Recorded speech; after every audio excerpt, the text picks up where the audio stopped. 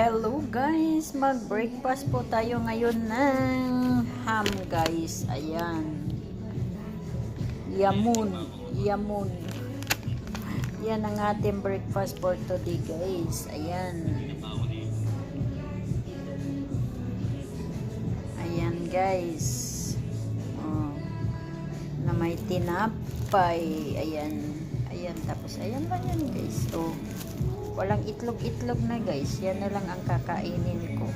Makita guys, paano ko kakainin?